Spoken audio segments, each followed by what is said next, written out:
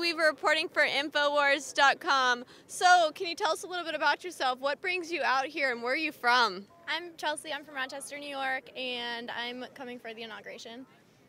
So, are you staying for the whole inauguration, and are you concerned a little bit about some of the concerns for protesters?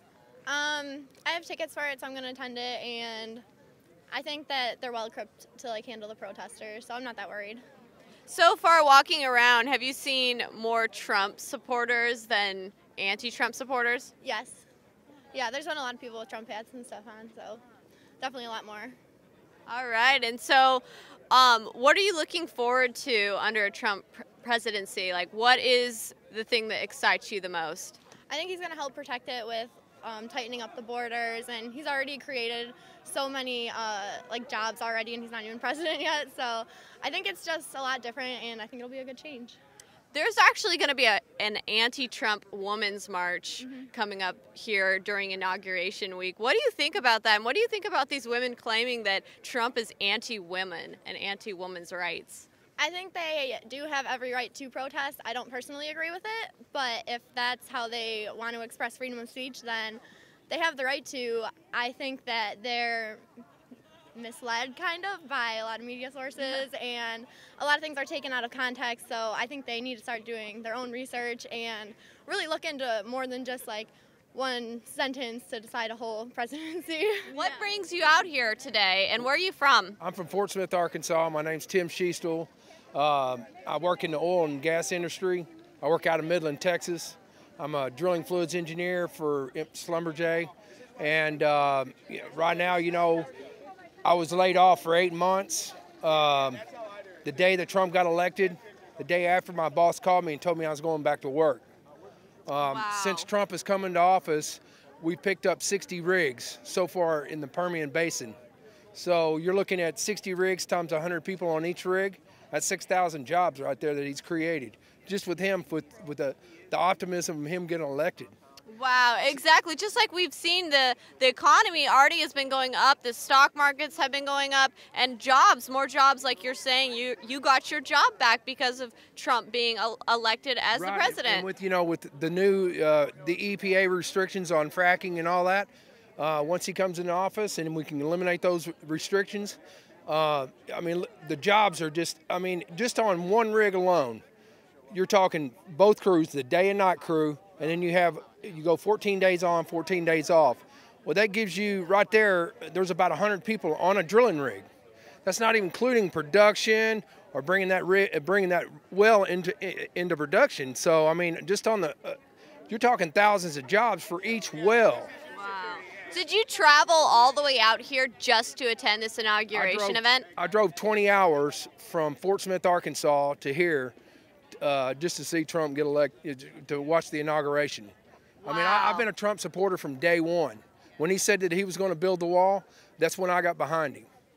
Wow, that's pretty amazing. Well, thank you so much for coming out here and showing your support. I'm glad that y'all are out there. Yep. I can at least go to a conservative website and I can see, at least somebody's got our back, because no one's had our back for 8 years. At least there's somebody out there that's not just spewing fake news like the MSM. And well, CNN, the Clinton News Network. Yeah. Heck yeah. All right. We love Infowars. Dude, I see your YouTubers all the time, How you doing, man? That's Owen Schroyer. great. Nice You to meet you. own everyone. Yeah. So what brings you guys out here today? The inauguration. Donald Trump. Donald Trump. All right. So where did you guys travel from? We came from Utah. Wow. And what about you? Utah as well? Utah, yeah, we're married. So what made you decide to get behind supporting Donald Trump? Honestly, it was just a feeling. We heard things from different news sources, but it just didn't feel right when we heard them. So as we did more research, we watched Infowars, we got a little bit more informed. And after we got informed, we just made our own decisions. So. Wow. And so are you going to be attending the actual inauguration? Yeah, we Yep, will. we will. Wow. And are you guys concerned a little bit about the rumors about protests that could happen and, violence? We're not super concerned. It's definitely, I'm not super concerned, but it's definitely a possibility, but we're just excited to be here and be part of it, and I just think it's worth it. And if it happens, it happens. But honestly, this is the first time we've seen a bunch of Trump supporters where we're from. They're not open about it. Yeah. So honestly, we feel safe here. Oh, wow. So we're good. Exactly. I mean, there have been so many people wearing Make America Great Again hats and Trump gear out here. I'm actually pretty surprised. I mean, is that what you've seen all around town so far? Is just people decked out in Trump gear? You know, it's funny. Yeah, we see those, but then we kind of see the people that like would silently tell us, "Hey, go Trump," but they won't go buy it themselves. But yeah, we do see it a lot. Yeah, we've seen it a lot of places, and then when people see our gear, they say, "Oh, where'd you get your stuff?" Or, you know, if you're wearing it, then we're gonna start wearing it. So I think it's kind of, as people see other people, they feel more comfortable, you know, being able to finally show their support, because it feels like it's been secret the whole time. So there's actually going to be a women's march, an anti-Trump women's rights march happening this week. What do you think about that and the claims that these women are making that Trump is anti-woman? I just don't think that's true at all. I think it's a lot of what the mainstream media shows us, but actually looking into specific claims, I just don't think it has any fact behind it. I think he's really supportive of women's rights, and I was happy to vote for him. If you could say anything to those women, what would you tell them? I would tell them, don't listen to mainstream media, do real research. Yeah, don't listen to fake news. So, sir, what brings you out here today? I see you've got some Trump gear on, and are you a big supporter of Trump? Yes, I am, and thank you. It's a pleasure to be out here today. Beautiful weather, and me and my beautiful wife are up here to celebrate the inauguration of President-elect. Tomorrow will be President Trump, tomorrow at 12 noon. So where are you guys from? Did you travel all the way out here just for this inauguration? Yes, we did. We live in a little area called Palm Springs, North Florida, which is just north of Miami Lakes. And we came all the way up here from Florida specifically for the inauguration.